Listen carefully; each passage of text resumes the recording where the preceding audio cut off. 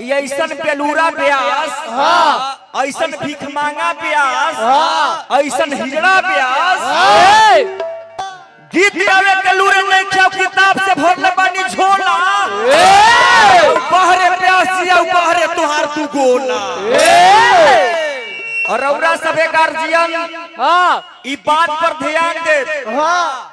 कहल गइल बा कि अगर इस धराधाम पे अगर साक्षात अगर देवता है तो माता और पिता देवता है।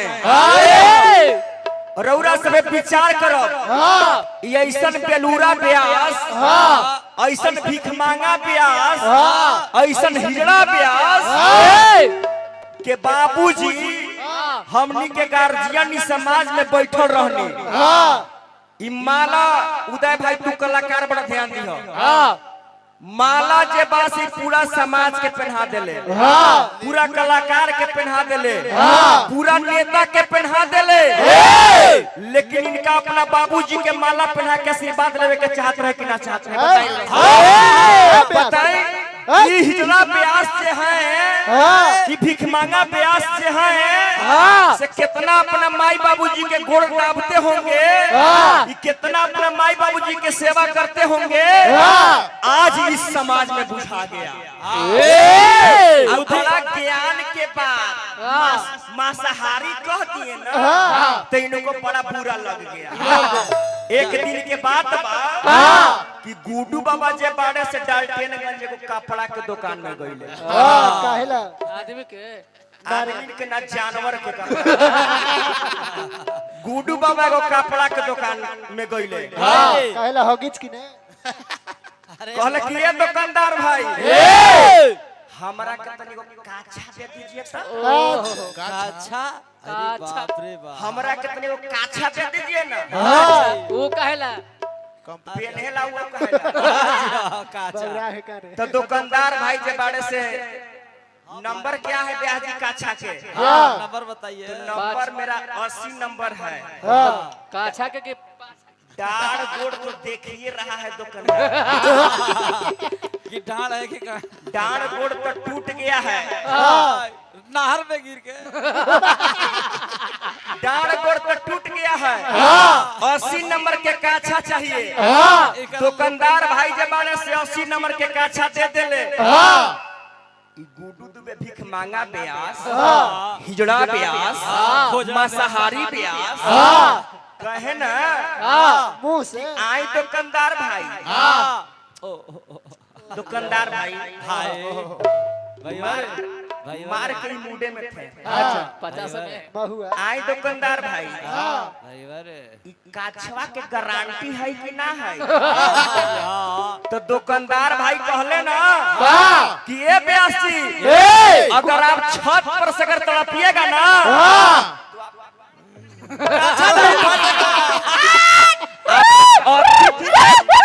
आपका अथी फट जाएगा लेकिन काछा नहीं फटेगा।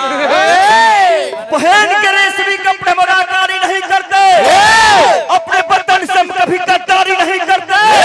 अरे वक्त आता है तो उठाते हैं हाथ में खंजर, क्योंकि जंग का हम पहले से तैयारी नहीं करते। तोरा जैसन हिजड़ा ब्यास के गुड्डू दुबे अंकुर ऐसा पलामू जिला में खतरनाक ब्यास पैदा ले लेबा कि तोरा जैसन ब्यास के गाना बजाना से ना ये अंगुरी से उल्लू उल्लू करके गाना बजाना गावता रहा। ऐसा बेलूरा ब्यास जब अपना माया बाबूजी के गोड़ चिपता ही नहीं खा बुद्धि अब पैसा खाने गाड़ी के पीछे पैसा दे बाप रे बाप। खाली नचनिया के फेर में बुद्धि और बुद्धि पर चढ़ल हो ब्यास।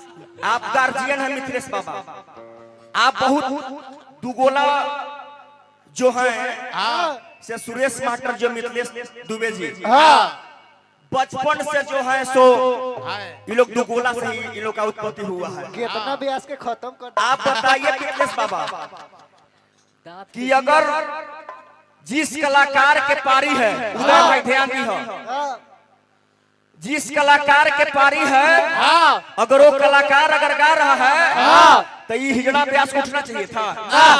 ये उठ के जो है से मनोज सिंह जी के पीछे पीछे भीख मांगा आदमी कहा उठे बताइए क्या है मार लाठी लाठी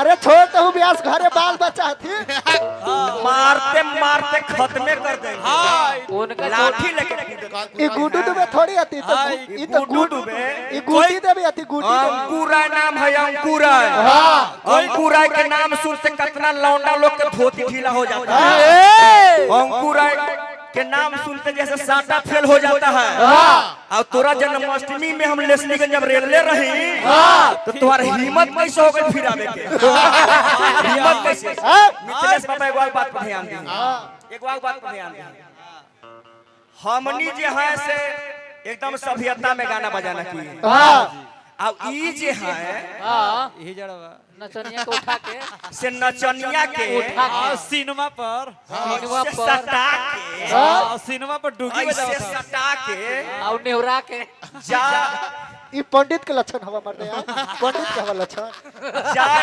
जा एक गुड्डू दुबे जी गांव के सब बाप चाचा हो तो तू देख ठीक है कहत तू गार्जियन हो तू देख कि का बाबा सिनेमा रंगीन डांस देख लिये कि ना इनका तो गोसा लगा थे कहता सीना पर तू रंगीन डांस देख लिये कि ना हाँ सीना पर डुगी बजावत थी गांव के जो है से बाप चाचा भी देख रहे होंगे तो कह रहे होंगे कि मेरा गांव के ऐसा हिजड़ा मेरा भतीजा पैदा ले लिया सीना पर डुगी बजा रहा ऐसा हिजड़ा भतीजा मेरा पैदा ले लिया कि जो है जो थोड़ा सा भी लिहाज नहीं कर रहा ये तू बाहर करता ना ब्यास तो ठीक रहते हैं भाई गांव घर में से कहा अच्छा कर मेहरारू अगर कितनो सुंदर रही नेपाल जी तो स्टेशन पर चटाई ना बिछा देबो ओकर एगो पर्दा बा उदय भाई ओकर एगो पर्दा बा लेकिन ई जैसन हिजड़ा अरे हिजड़ा ब्यास के हिजड़निया हाँ हिजड़निया जो ए ब्यास जो के गुल तोरा या मुरिये से जे हौ ना